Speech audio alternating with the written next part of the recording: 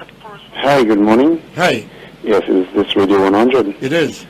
Hi, my name is Moses Jn Baptiste. Oh, Musa, how are you? I'm all right, I'm fine, thanks. How are you? Anyway, before you even begin your contribution, let me ask you, it does appear that the Sagasum seaweed is different when you were Minister of Agriculture than when Ezekiel Joseph is Minister of Agriculture. Well, clearly, it is so. I visited some families in the Miku and the Praline areas, and clearly, it's a problem. And when I was Minister for Agriculture, in this particular case, with responsibility for fisheries, we tried to explain that while any government may try to reduce remove some of the sargassum that eventually would decay on the shoreline, it was certainly challenging, and even now it would be for any government to eradicate the sargassum. But again, the politics, we didn't get a chance, and we had to find the funds to remove sargassum from the Miku village area, and also from Praline and some from the Viewfort area. And the Miku village council at the time did their bit, and Mr. Bra and so on, and others contributed. But it's very clear that this time the people of Miku have no problems, their eyes are not burning them, the children are not sick, the elderly people... They know they're insensitive? Yeah, the Praline people are not rising up, they're not on TV and so on. But when I drove past there on Monday, it was really putrid. Yeah, it's bad, and even when I was minister, I did indicate, I came out and said, yes, it is bad, and we did something about it. You can't completely eradicate it, but it's just to make the point that the way those things happen, it is who's minister, who's not minister, even where health is concerned. But be that as it may, that's part of the struggle, and some people will tell it happens both sides, but it's good that you mentioned it. I made the point, and let us see what happens.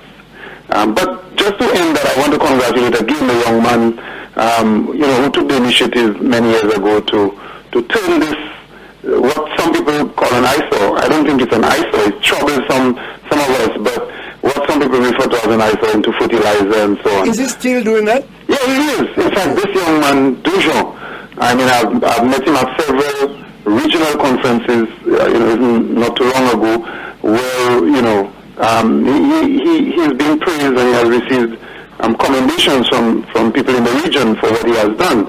And again, another example of a young solution, trying something, and of course the science and so on, that's not new, but deciding to do something about the sargassum.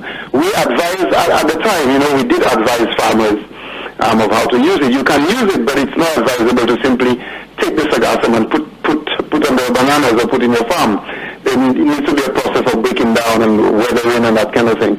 So it can be used, and some would say it's an eyesore. I don't think it's an eyesore. It's just that it's troubling some of us humans who have gone to live close to the sea. But I think nature is doing its business. Every 100 years, every so many years. Pollution problems in the Caribbean. In fact, it is gone beyond the Caribbean in some cases. Yeah, in fact, some scientists are indicating that it's actually coming from the Gulf of Mexico, and the currents and so on, so many years would take it around. But it's part of nature's process.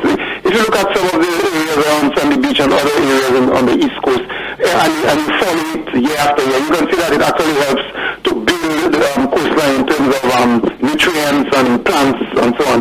So that's not something that's entirely bad. It's affecting people because of our history, a lot of us are going to live close to the sea and so on.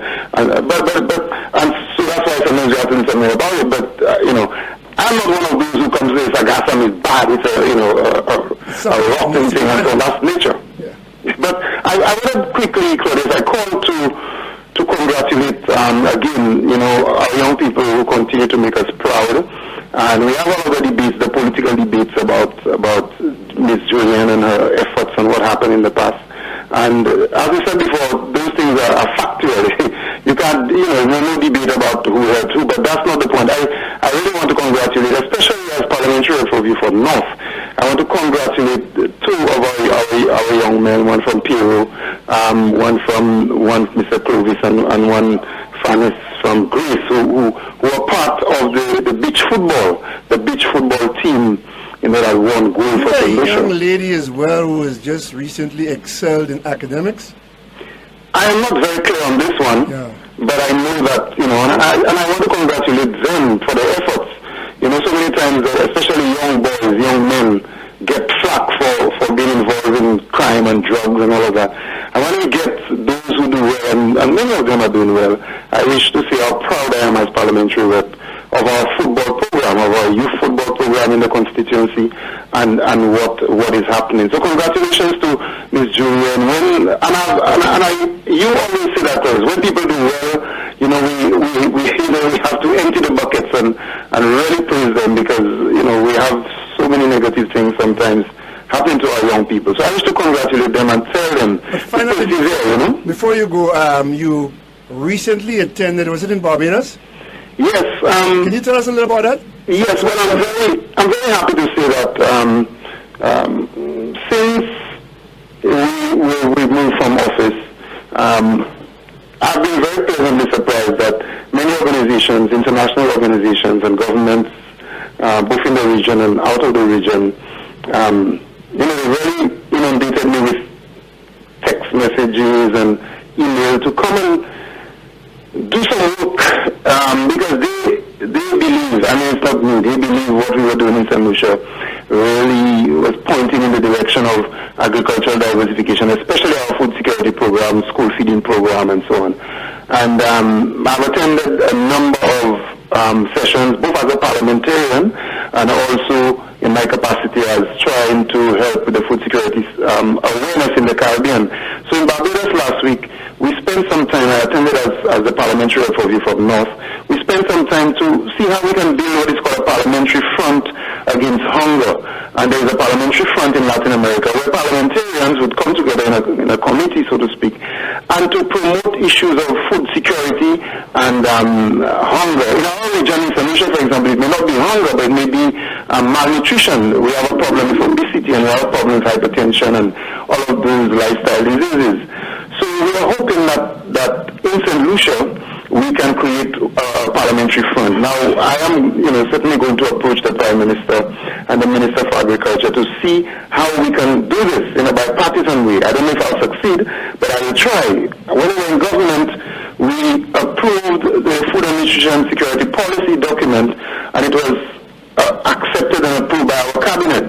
The next stage would have been for us to go to Parliament. So we are hoping to do so now, as there are so many serious issues of food security. So I was happy to be part of this, and in fact I'm already preparing to, honor another request by some other governments to come and see how we can pull this together. So many governments and organizations are agreeing. Many years people are saying that food really, even in St. Lucia, food really is a nucleus for economic growth.